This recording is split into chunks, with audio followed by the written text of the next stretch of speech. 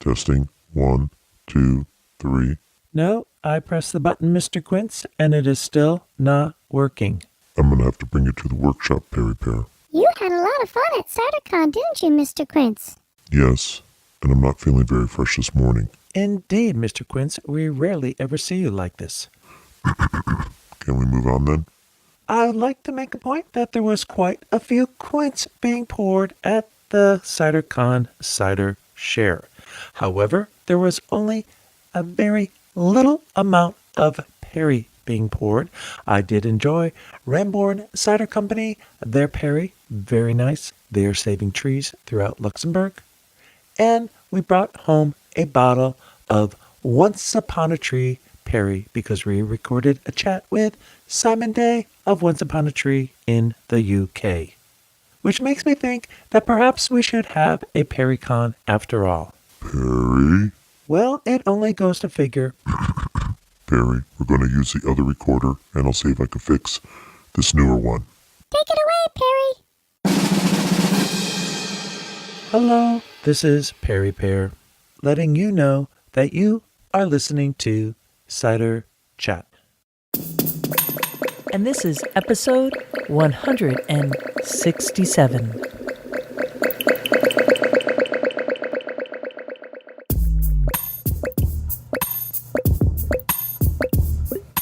Hello and welcome to Cider Chat. My name is Rhea Windcaller, and I am the producer and cider MC of this weekly podcast, where we speak with makers, cider enthusiasts, and folks within the cider trade from around the world. This week, it's all about Cider Vortex Tales from Chicago 2019. We're talking CiderCon, Chicago Cider Week, and the Chicago Cider Summit.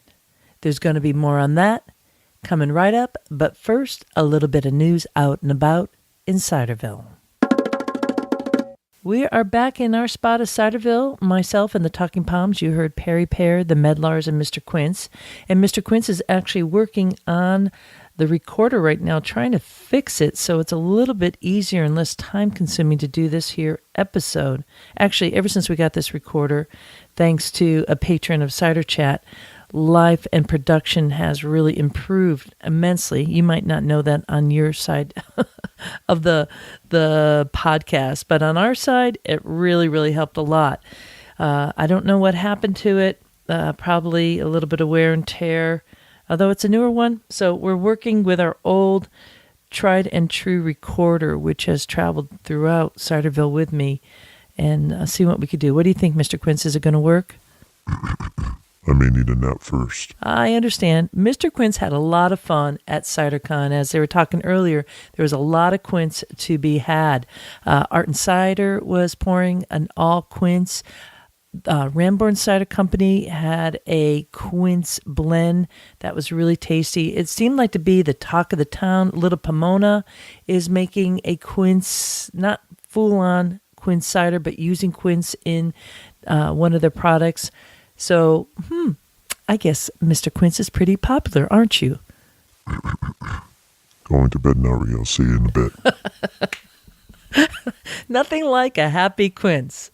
Anyway, so let's go to a little bit of news out and about in Ciderville. I'm going to be cueing in some music here, taking a little pause, and we'll get right to some updates on the Totally Cider Tours coming up, because there's some good news with all that.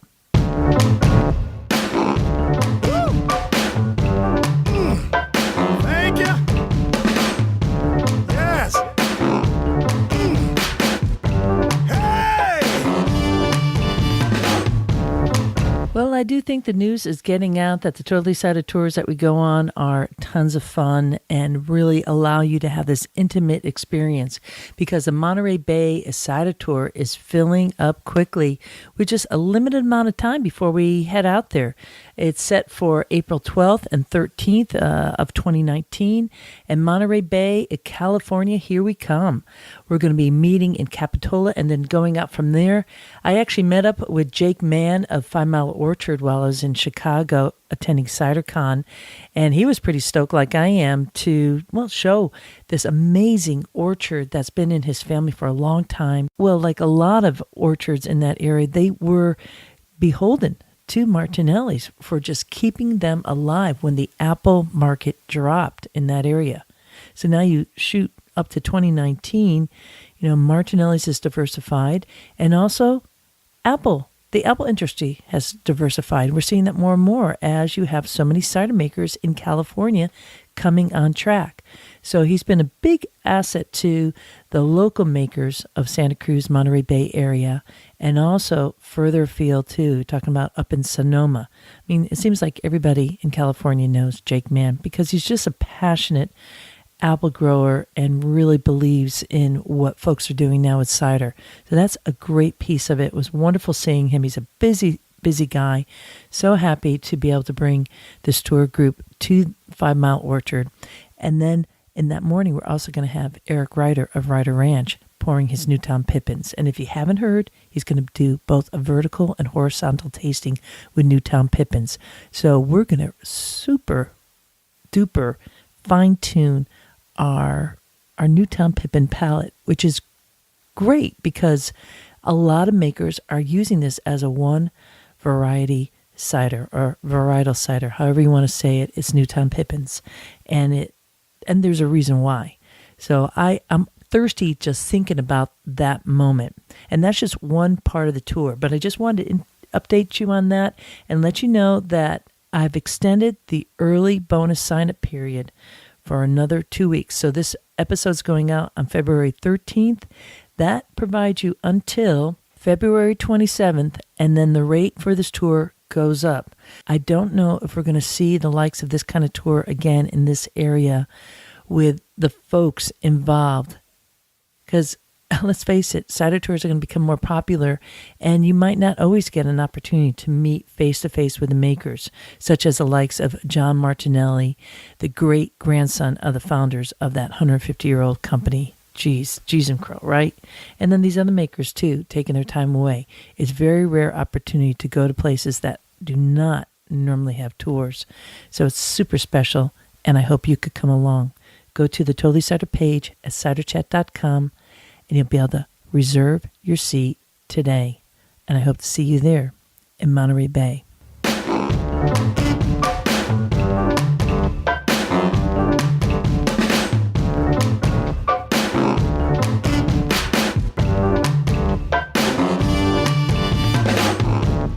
So that's some good news about the California Cider Tour, and there's more Cider Tour to be had.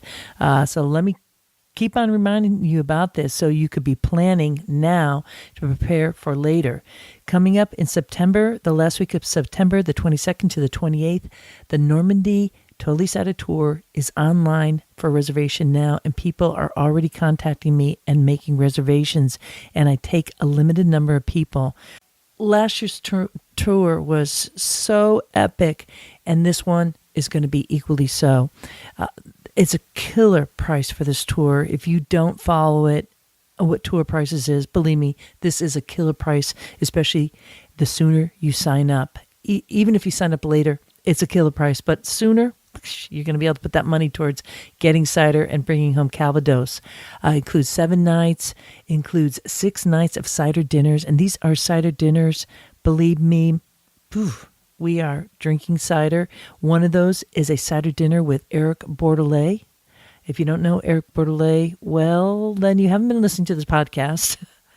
And that's cool. So welcome to the world of Ciderville. It's going to be exquisite. Eric was Paris's most famous sommelier for a while until he went back to his family's orchard land out in Normandy and began making cider. That was quite a while ago, and his cider is exported. He exports 80% of his product worldwide. So this dude is popular. He's well-spoken, and we're going to just be wining and dining with Eric. On top of that, we're going to spend our last evening in Paris at Palms, which is a cider-focused restaurant. That will be our adios until next time, or au revoir, as we would say in France, right? Go to Totally Cider, check out the Monterey Bay Tour, check out the Normandy, France Tour. I'll be talking more about Normandy, France coming up as we kind of switching gears. And then start looking at your calendar now and letting me know if you want to go on the New England Cider Tour pre-game tour to Franklin County Cider Days. I had launched that last year. It went out on November 1st. This is going to go out on October 31st. And I'm looking at doing it as only a one day, a very full one day in New England to set us off for the rest of the weekend when we're celebrating the 25th annual Franklin County Cider Day. So this is a banner year for that event. Again, if you're interested in that tour, send me an email to start reserving that because I'm taking people's names as I start working out the details of that specific tour. Send your email to Ria, R-I-A, at ciderchat.com. I suppose you could hear my let's go people in my voice because I know what it's like if you wait to go on vacation like the week before and say, oh, I want to get a nice little boutique location to stay at to go to the beach and everything is booked. Well, that happens with cider tours, and these Totally Cider tours are getting popular, and it's a no-brainer because I put my love and passion and connections into setting them up. So I don't want you to miss out. It's really true. It's really true. Now we're going to head to our main chat, or chats, I should say. These are a collection of recordings I took over the span of my week in Chicago, and it's called Cider Vortex because the week before, the streets of Chicago were flooded with all these cider enthusiasts, cider makers, and cider. There was a polar vortex in Chicago, and it's cold. In fact, I was speaking to one person who lives in the area, maybe outside of the city, and it was minus 50 degrees Fahrenheit. And that equates to minus 45 degrees Celsius. That is cold. That is dangerously cold for any living being outside. And we were lucky then, and in that kind of weird way, that the temperature did go up. So that was a little sidebar, and I thought, well, you know what? With all the energy happening that week, and I want to say it was the most terrific Chicago Cider Week I've ever seen set up. Kudos to the founder behind that, Ambrosia Borowski, who's connected with the Northmen, for setting up a fantastic collection of after-hour events. A number of them I was able to get to when I wasn't walking outside the conference center and checking out Buddy Guy right next door, this really cool blues scene, a bar to go dance my pants off so that I could, stretch out a little bit after being in the hotel all day. That was awesome. So Chicago Cider Week, and it definitely was a Cider Vortex. So we're going to go right to a couple recordings I did at CiderCon, just a few spontaneous ones. I want you to know that I have an amazing assortment of episodes that I recorded, seminars and one-on-one recordings too that'll be coming up. But in the meanwhile, let's go to these little mini chats you're going to hear. And then we're going to be rolling out to the Chicago Cider Summit, where I was able to speak straight up with cider drinkers. These are consumers who are just passionate about going to Cider Fest and attending the Chicago Cider Summit. First up, we're walking into the Cider Share, and I met a couple who told me they like to listen to Cider Chat. Let's find out what they say.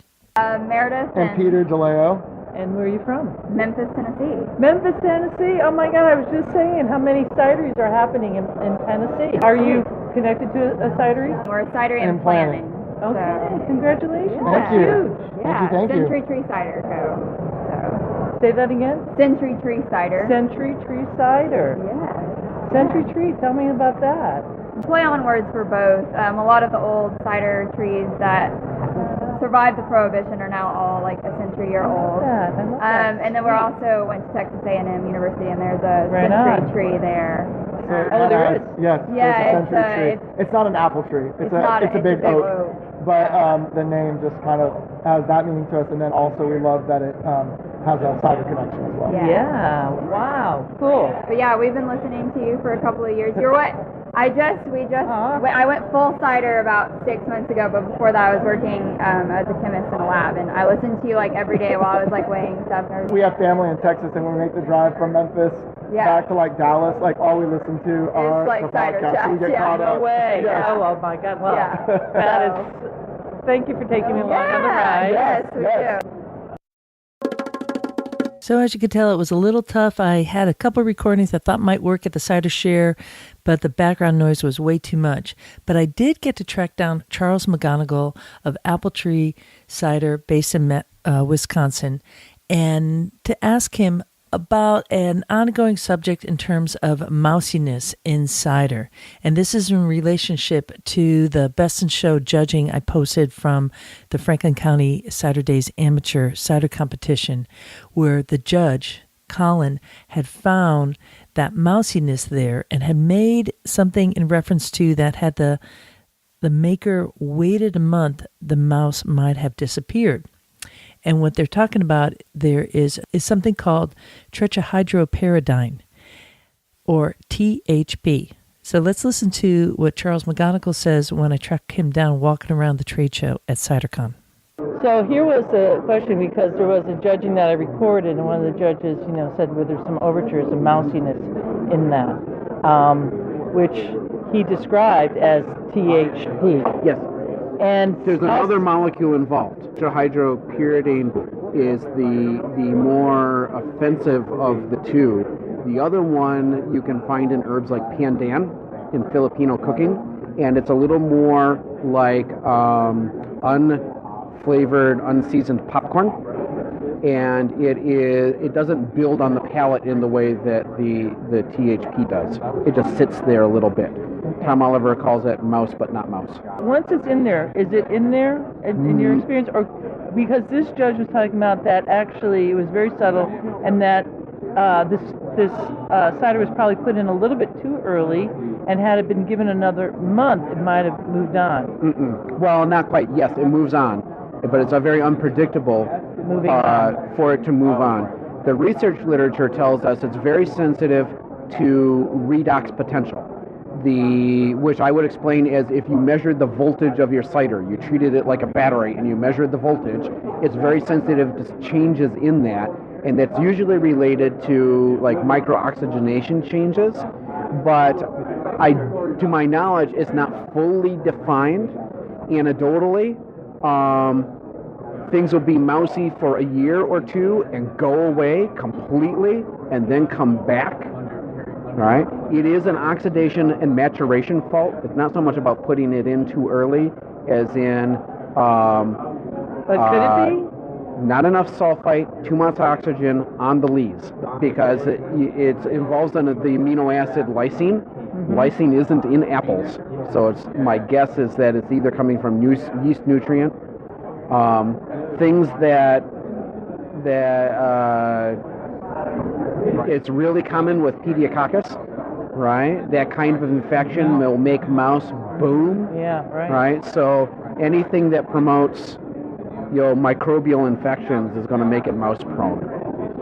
And it's going to show worse at lower pH, higher pH, lower acidity. Right? And that comes this right... This is on a Perry. Yeah, actually Perry is... Perry's the perfect candidate for that. Yes. Yeah. So in terms of it moving on, you say it's unpredictable, so it's kind of a catch-can. That maker should have, had they known and tasted that overture in the cider, then they're kind of, they want to get into the competition, but they're kind of... they could sit on it a year and see if it went away. It might not. It could have grown to a larger... if it was stable. If it was like really stable in the bottle, properly sulfited or pasteurized and whatnot, it shouldn't change. There's some anecdotal stories kicking around of the mouse but not mouse, the cousin, right? The acetylpyrrolone, if I remember right, compared to the pyridine, actually being generated during pasteurization. Right, because both of them are Maillard reaction products, right? Amino acids and sugars. Mm-hmm. So they can be microbially generated. They can be thermally generated. They're usually microbially generated. But I'm not an absolutist in anything except not being an absolutist. That was cider maker Charles McGonegal geeking it out on THP. I've had a couple chats with him that are already out there on the website. You could Google Cider Chat Charles McGonegal and they should come up, or I will put in the show notes links to those their episodes.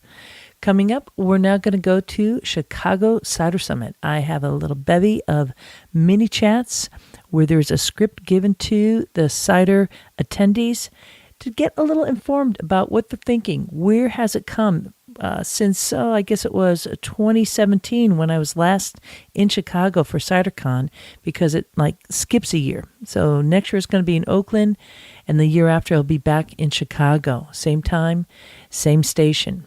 And when I was at the Chicago Cider Summit put on by Alan Shapiro, again, there's also a chat with Alan, the founder of Cider Summit. It was a different story, what was going on. And so I found this really informative. Some of the same things, but a little bit different.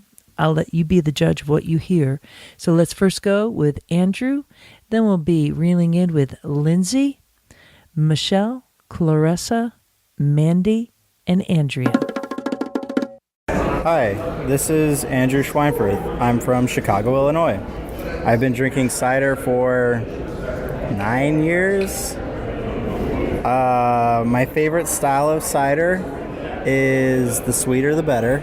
I'm actually very much enjoying this one. My favorite food to eat while drinking cider. I would say cheese, but I can't have cheese. So nuts are pretty good. Yeah, you know. Sure. What I want to know about cider is how they get it to be as carbonated as it is, without being like a soda carbonation. You know what I mean? Like a beer, you open a beer up, it's going to fizz for a little bit and then go out. Mm-hmm. I feel like ciders stay more carbonated longer than a beer does. Why is that?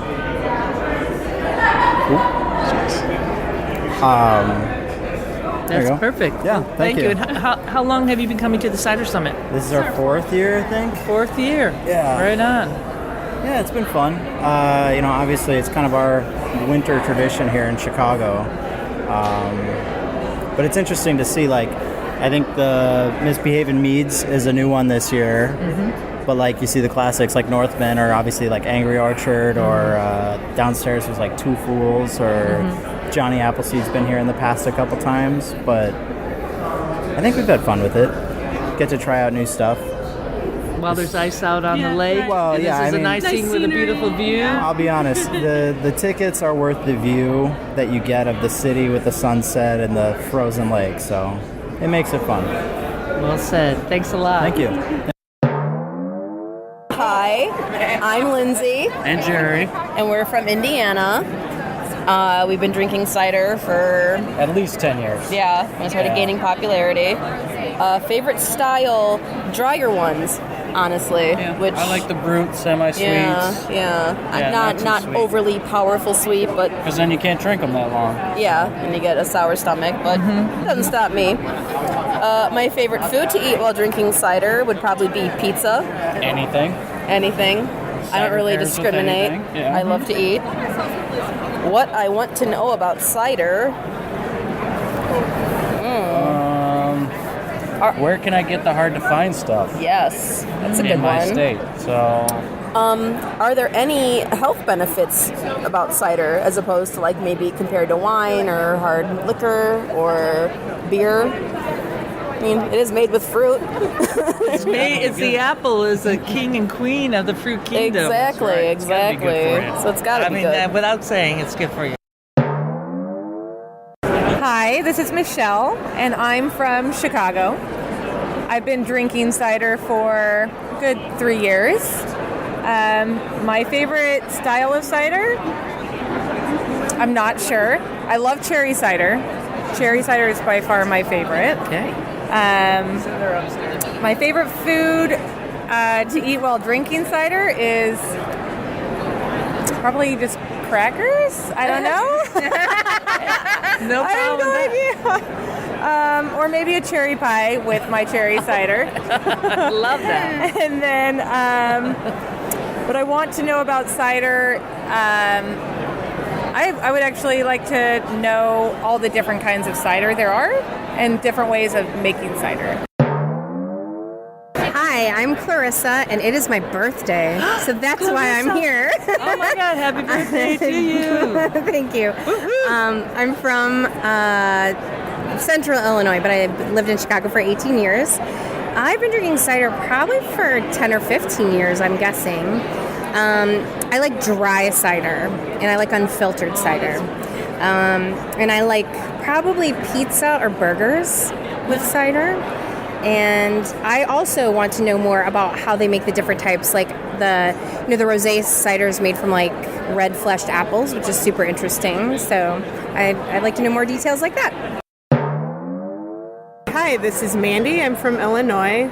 I've been drinking cider for a long time, maybe 20 years now. My favorite style of cider is a dry cider. I like a dry rosé cider, really, if I want to be really specific. And my favorite food to eat while drinking cider is anything, really, because it's all about the cider for me. And I don't really have a lot of questions about cider. Can I say, how did you discover cider? I think when I first started drinking it, I didn't really like beer. I was young. I like a nice sweet cider.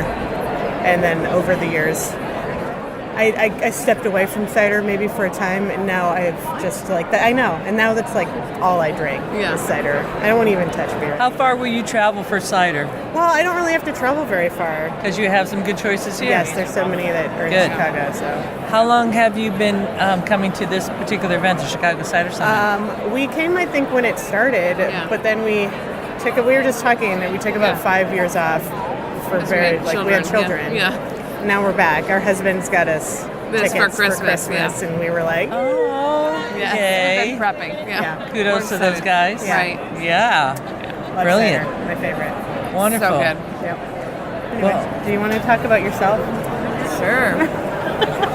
Hi, my name is Andrea, and I'm also from Illinois. I've been drinking cider probably for 10 years. I'm like a fancy cocktail drinker, but I love cider because it's sweet and delicious. My favorite food to eat while drinking cider is anything fried, I think. It's delicious. And what do I want to know about cider? How I can get more in my body all the time. It's awesome. I love you. My type of people. Yeah. I like the quote that Andrew said, that the view at the Navy Pier looking back at the skyline of Chicago makes the price of the ticket worth every little bit. And he had a question about how do they get cider carbonated? So let's start there. Cider carbonation. Well, there's a couple ways. One is that they do it just like beer, where they use a bright tank. And so it's a forced carbonation. And then another way to have carbonated cider is by doing the champagne method, where you have a primary fermentation and then the bottle is re-fermented. There's just a little bit of residual sugar in that cider, and they pitch a little bit of yeast, and they have that champagne method. That's kind of a short answer to it. I'm not going to get too technical, but one of the ways you could tell the difference between those two types of carbonation is that forced carbonation will typically have very large bubbles, and the champagne method would have very tiny bubbles because they're naturally occurring bubbles due to your re-fermentation of that cider, kind of kickstarting it. Then we went on with Lindsay, and her question was, where to get the hard-to-find ciders?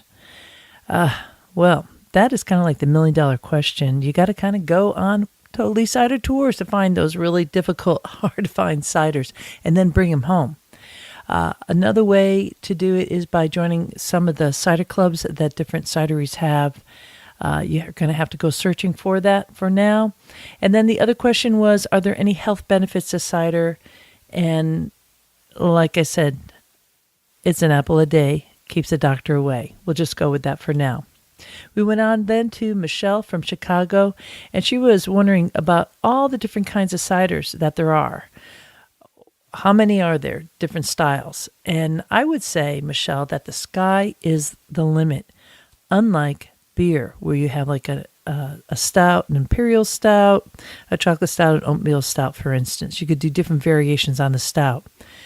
But with apples and cider, there are, I don't know, going over 14,000 different varieties of cider. We still haven't discovered all that cider could do for us now that folks are so into it in 2019. Shoot, 20 years from now, who knows what the cider map will look like. So stay tuned. Part of the journey is exploring and discovering those different styles of cider. Next up, we're going to hear from Jill, Jordy, Kelly, Kate and Franny, another Jill, Malika, and then Daryl. Hi, my name is Jill, and I'm from Chicago, Illinois. I've been drinking cider probably for 15 years or so. My favorite type of cider is probably Vandermill's ginger peach. And my favorite food to eat while drinking cider is pizza, probably. And what I want to know about cider is, I don't know, maybe how things are different in preparing it versus beer. Hi, this is Jordy. I'm from Illinois. I've been drinking cider for probably like 20 years. My favorite style of cider is anything really dry. I like Samuel Smith cider, probably the best. My favorite food to eat while drinking cider is any kind of English pub style food. And I'm not sure what I want to know about cider. I'm just here to try a bunch of them. Hi, this is Kelly Whitney, and I'm from Chicago, Illinois. I've been drinking cider for a few years now. My favorite style is sweet. I'm not that smart, so if it's sweet, I'm into it. I think she's very smart. I don't want you to be self-deprecating on the podcast. Come on. My favorite food to eat while drinking cider is ramen. You've had ramen with cider before. Yeah. Wow. And what I want to know about cider is, how come they don't have a pink lady cider? Hi, this is Kate. I'm from Illinois, and I've been drinking cider for a couple of years. My favorite style of cider is super dry, and my favorite food to eat while drinking cider is roasted chicken. And what I want to know about cider is just how do you infuse the flavors like chai and maple and all the different ones into it? Hi, this is Franny. I'm from Illinois. Been drinking cider for a few years now. My favorite style of cider is mostly sweet, but I'll drink dry ones. My favorite food to eat while drinking cider is pizza. What I want to know about cider is... I don't know. Where's the next glass? Yes, where's the next glass? Hi, I'm Jill, and I'm from Michigan. I've been drinking cider for about 5 years. My favorite style of cider is a hopped cider. My favorite food to eat while drinking cider is probably something salty. And what I'd want to know about cider is how they come up with all the different varieties of cider. This is Malika, and I'm from Illinois. I've been drinking cider for 15 years, and my favorite style of cider is, I'm not exactly sure of the styles, but I do enjoy a rosé cider.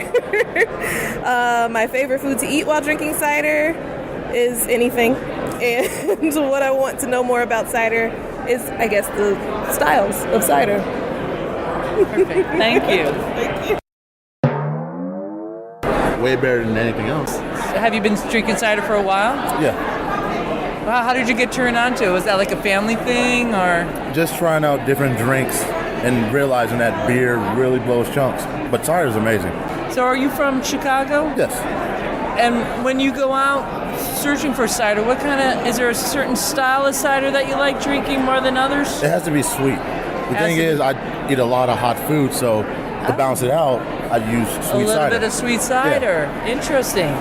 Well, it sounds like you know what you like. That's what it's all about, right? Yeah, the dry cider throws it all off. So. And how often have you been coming to Cider Summit? First time. A friend just told me about it. Good. You think you're going to come back next year? Hell yeah. Yeah, it's a yearly thing. What else are you going to do in the middle of like February in Chicago and to get you all the way out to the Navy Pier, right? Yeah. With a beautiful view of a frozen lake. Oh, well, it's getting a little bit better now. Yeah. There's always something fun to do besides jumping in it. Oh, yeah, right. Now, do you find many of your friends drinking cider? Yes. Really? And I'm trying to convince a lot more to drink cider. Are they beer drinkers or wine drinkers? Beer drinkers. Boring beer drinkers. Or do you drink any beer at all? No. None? None. Is it because it doesn't settle well for you, or it's just you just like cider? Oh, it doesn't settle well, and it just has a bad taste to it. I've tried beer before and went through the gambit, but cider's the thing that always can be nice, pleasing, maybe get a little tipsy, but nothing too crazy. Nice. I do beer, I get sick, and it's a horrible time every time. Oh, we don't want that. Yeah. Because that stopped you from grabbing the next glass. Yeah. Cool. But the problem is to try to convince everybody, because all they do is drink beer, and if it's cheaper, that's what they're going to go for. Do you find that it's pretty easy to find cider where you live? No, it's almost a journey to find cider. Oh, really? And then there's not a lot of choices in certain places. Right. You go to most places and you maybe find an Ace or a Hard, Angry, and that's it. And that's like the only cider. Right. And then not a lot of people like to play around with it and do other stuff and make cocktails with it. And it's almost a work in progress to find certain places. So where do you normally go in Chicago to find cider? What's your recommendation for somebody coming from the outside Chicago? You got some local tips here? If you want to do something crazy and get a nice little cocktail, go to Cheesy's. Cheesy's make cider cocktails. And what section, because I know it's kind of neighborhood here, what section of Chicago? North side by Wrigleyville. Okay. They make 2 nice sherbet cider cocktails. It sounds weird, but delicious if you like the sweet side. Sherbet, like an orange sherbet or something like that? Yeah. That sounds actually really good about right now. That was like nice little sweet cool sherbet with a nice grilled cheese sandwich is amazing. Oh, I love that tip. You got any other tips? None right now with cider. Just we need to get more people into it. Now, do you know that like Eris Brewery and Cidery that just opened in Chicago? Oh, no. They're So I actually need to go serving find it. downstairs right now in the main room. It's called Eris, E-R-I-S. All right. And it's both a brewery and a cidery, so you can get your friends who are drinking beer to come on over to cidery too, so that's a nice little blend. And then there's also the Northman Cider Bar. Actually, the Northman's serving right here today. All right. And they're like a cider. That's it. And they're in that same area, I think, where Cheesy's is, like over on Lincoln Avenue, I want to say. I'm not sure. Does that sound right? But maybe I'll not. try maybe to find not. it. Yeah, Northman. Definitely if I know it's a place that does cider. It's right there. You know, the Northman Cider Bar. It's kind of like the first cider bar, definitely in Chicago. So I'll definitely have to go check that out. Yeah, absolutely. What's your first name, by the way? Daryl. You gotta love Daryl. His beer blows chums. I mean, God, that's pretty visual. And, he had been standing in front of the cider chat table we had set up on the second level, and that's how I just got started to talk to him. So let's go back to a couple questions that came up during these conversations here, and we'll back up a little bit, and let's see, we're going to go with Jill, who was asking, how is cider different than beer? Well, one is made with malt, and the other, and that means that it is gluten. All beer has gluten in it, and cider does not. It's made with fruit, palms specifically, and apples. And when you're making cider, you are fermenting it, versus beer, you brew. And when you brew, there is a heat element to it. In cider, there is no heat at all. So that's the short answer. One is fermenting, the other is brewing. And that is definitely a hot topic in the whole region of what's cider, what is beer. People get that confused. So that's a great question to go with. And then another one came up with from Kelly was about, why isn't there cider made with pink lady apples? Well, wouldn't you know, Kelly, as soon as I mentioned that, and up came on my Instagram feed from the Botanist in the Barrel, they are writing, pink lady apples are prized for their sweet, tart-like taste and fizzy mouthfeel. Hailing from Australia, they are a cross of Golden Delicious and Lady Williams apples. The reason why we bring this up is we are making some single variety pink lady cider and are excited to show you this apple in all its singular glory. Big thanks to Davis at Sun Orchard Produce in Lincolnton, North Carolina for the single varietal press. If you want to find out more about that, Kelly, go to, on Instagram, Botanist and Barrel. Maybe you'll be able to get a bottle of that Pink Lady apple cider. Wouldn't that be cool? Everything's just so pertinent, isn't it? Hey, coming up, we're going to hear from the globe-trotting gluten-free blogger. This gal was on my podcast in 2017 when I was in Chicago the last time recording these kind of chats. So let's see what she's up to now. Travel around, you look for places, you can't find them. So I do a ton of research. I go to these places, I try them out. I talk about the good, the bad, and the ugly. I talk about ciders. I talk about different spirits, the drinkable kind, and different eateries to have some of the best food anywhere I go that I know that I'm safe with. And if I have a reaction to gluten, I'll let them know. But ciders are my jam, so I love trying them all over the world. Now, I know that was a little noisy because that's the way recordings go when you're in like a big cider festival like the Cider Summit. But just to re-paraphrase what Erin was talking about, and her full name is Erin Smith. She has a gluten-free globetrotter.com. It is a blog. She was diagnosed with celiac disease back in 1981. She's based in New York City. She has the New York City Celiac Disease Meetup Group. She's full on this, and I think this could be a very good resource for anyone out there in Ciderville that you may know, or if it is something that you have to handle when you're traveling about. Of course, if you are wondering, cider is gluten-free. So that's an extra health benefit, if you will, of cider. Pretty cool, isn't it? Well, that is a wrap for all our conversations here. It's been a really fun time in Chicago. I am feeling filled up. I'm cider soaked. I am just cider soaked in the best way. So thank you, Chicago, for being such a wonderful city. Absolutely gorgeous. If you get the chance to go there, do. And for all those listeners out there that are heading to Chicago in the winter, make sure that you plan it around Chicago Cider Week. I don't know if the dates are always exact, but it is typically around the first week of February, and then it ends with the Chicago Cider Summit, which I couldn't say enough about. Good folks, I really want to thank Alan Shapiro for setting up the table for us at the summit and giving us such a stellar location where we could chit-chat with so many people.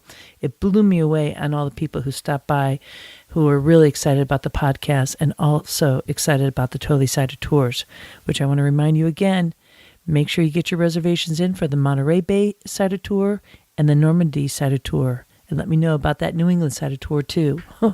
We got some good things going on out there in Ciderville, don't we? And, of course, thank you to the United States Association of Cider Makers for putting on an amazing CiderCon once again. It was a sold-out audience, kick-ass time, no doubt. And next year it's going to be in Oakland. And, of course, to Chicago Cider Week, all the bars and places that really set it going. I want to recommend a restaurant called Twain in Chicago. They hosted Elizabeth Rhine of the Hudson Valley Farm Cider, a dinner. It was crazy. It was crazy, crazy good. Really nice place, really chill. Go there.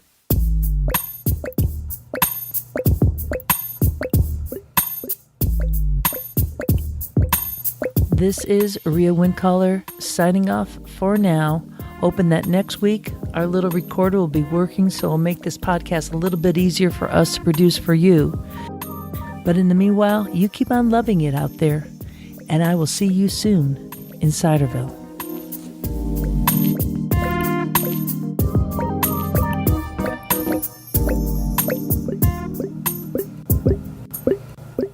Yeehaw!